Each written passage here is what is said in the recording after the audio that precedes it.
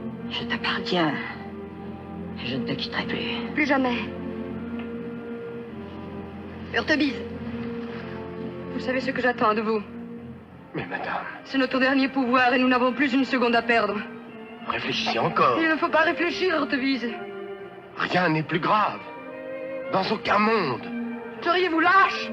La mort d'un poète doit se sacrifier Orphée. pour le rendre immortel. Hi, I'm Andrew Franklin. I'm going to discuss Jean Cocteau's creation of the immortal poet and his 1950 film Orpheus. Specifically, I'm going to focus on one major addition that Cocteau makes to the Orphic myth.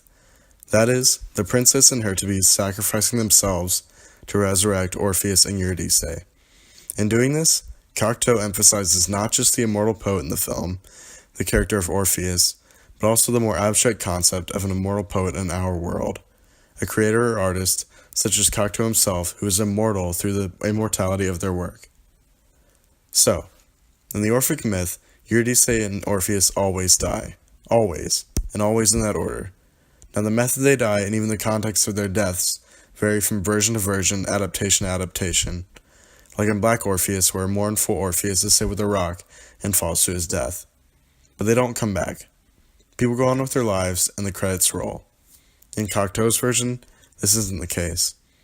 Cocteau himself listed the three basic themes of Orpheus in the art of cinema. The first two are, and I quote, 1. The successive deaths through which a poet must pass before he becomes changed into himself at last by eternity. 2. The theme of immortality.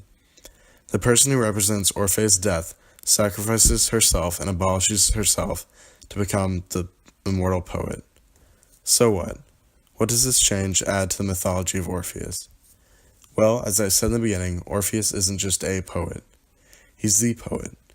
In Cocteau's own words, nobody can believe in a famous poet whose name has been invented by a writer.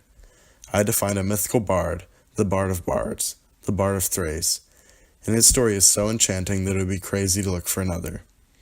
What does it mean that the poet lives forever? The way I see it, the poet symbolizes all poets, all artists, including Cocteau himself. In the real world, an artist dies, but they live on through their work. In Cocteau's world, this is made literal. In Testament of Orpheus, Cocteau himself is a poet, and the characters he brought to the screen, characters like Orpheus and Eurydice, are quite literally alive, that is, existent, living, breathing beings in the world he inhabits.